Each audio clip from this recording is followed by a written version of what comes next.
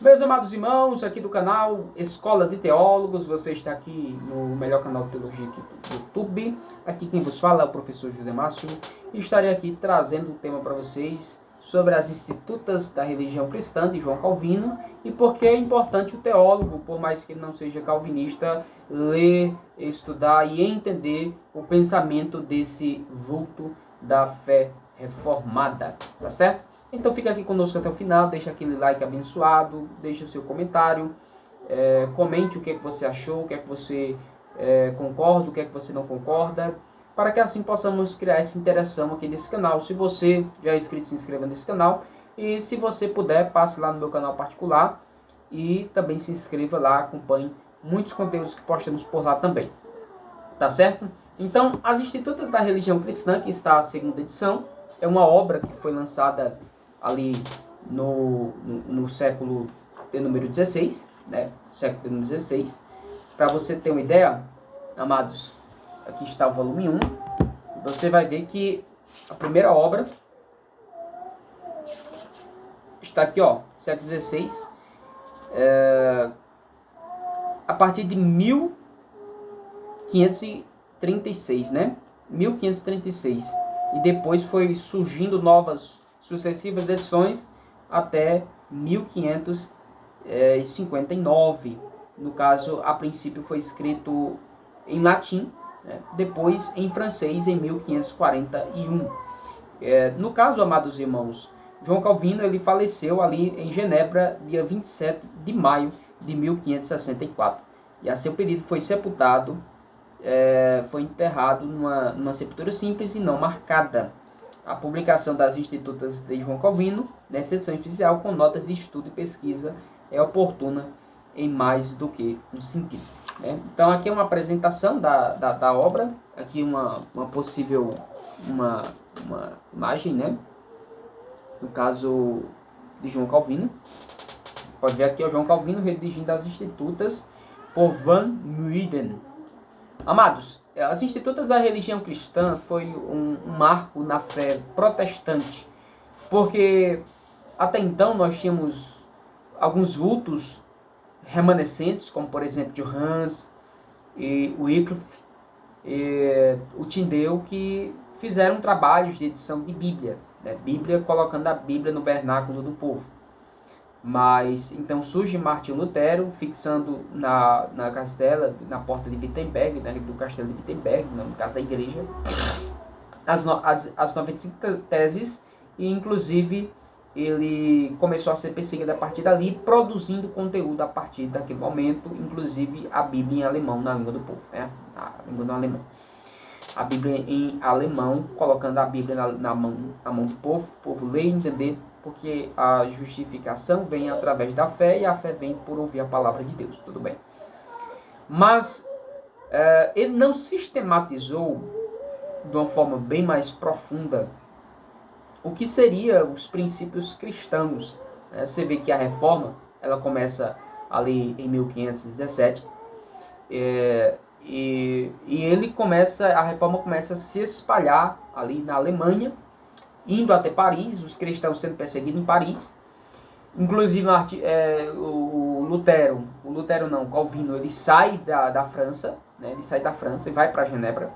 Então veja que como é interessante que essa reforma ela vai se espalhando gradativamente conforme aqueles que ouviram a fé protestante e creram vão indo a outras regiões e iniciando reformas nessas outras regiões. Nós temos o Zwinglio, que é um reformador também, Martin Bucer, que é um reformador também, Martinho Lutero, e o João Calvino, então, ele vai ter aquela preocupação, com 26 anos de idade, a começar a obra mais importante do século XVI, podemos dizer, perpassando isso, porque ele sistematizou as doutrinas que os que seriam posteriormente chamados de reformados acreditavam, né?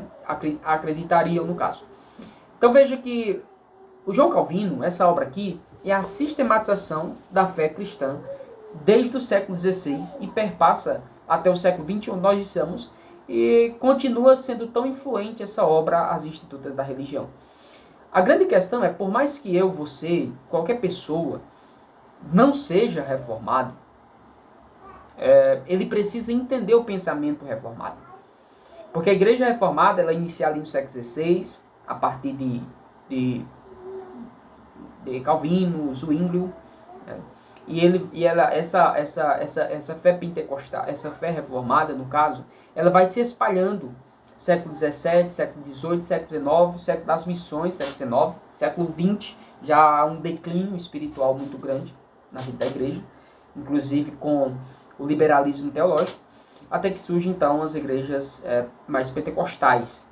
Mas todos nós precisamos entender o pensamento de Calvino, porque é uma obra fundamental para a fé cristã desde o século XVI até agora. É uma obra que perpassa 5 séculos, né? 5 séculos, 500 anos, e essa obra continua influenciando pessoas, essa obra continua influenciando o mundo.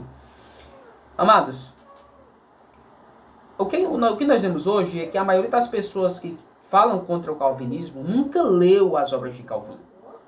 Aqueles que falam contra a fé reformada nunca leu as Institutas de Calvino nem as outras obras para de fato entender o que é que ele estava querendo dizer, e simplesmente ficam tirando frases soltas e de alguma forma tentando refutar na internet. Então, por que é importante nós conhecermos as Institutas das religiões cristãs? Porque é um livro histórico, é um livro que marca a reforma protestante e a sistematização da fé protestante ali no século XVI. Segundo, porque João Calvino é uma das mentes mais brilhantes de toda a história da igreja.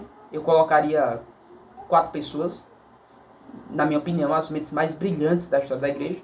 Primeiro, Agostinho de Hipona, Santo Agostinho de Hipona. Segundo, eu colocaria João Calvino. Terceiro, eu colocaria Martinho Lutero, né, os dois ali, segundo e terceiro. E quarto, eu colocaria John Wesley.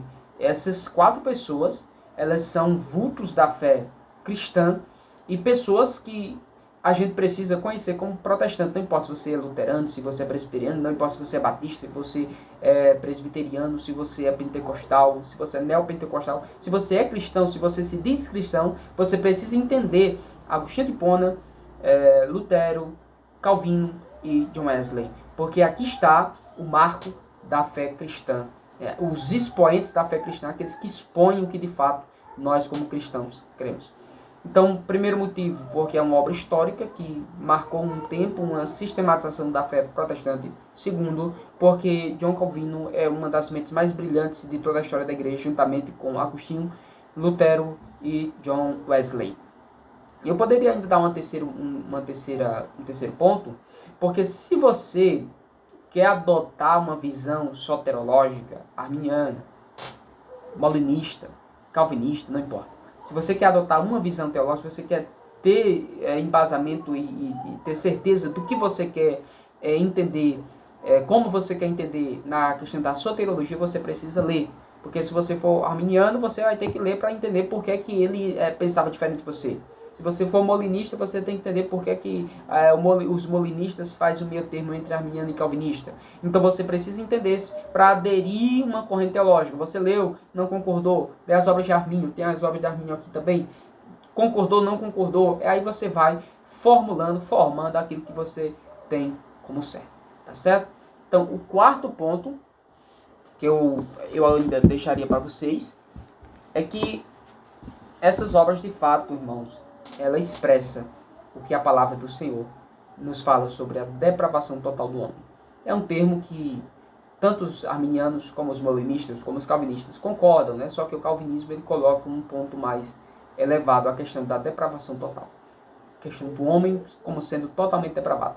Depois que eu entendi a questão do homem completamente depravado, do homem completamente distante de Deus, essa palavra depravação é até mais mal entendida, não é que nós somos como demônios, né?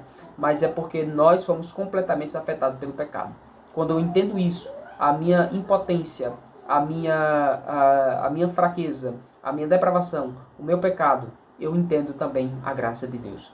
Se nós nunca vamos conseguir entender a graça de Deus se primeiro nós não entender a depravação total do homem, tá bom? Então essa aqui é a minha dica para vocês. As Institutas da Religião Cristã, João Calvino. Passe lá no meu canal, Professor Zé Márcio. Se inscreva aí. E eu quero dizer para você, curta esse vídeo, comente aí o que você achou desse vídeo, tá bom? Com certeza responderemos todos vocês.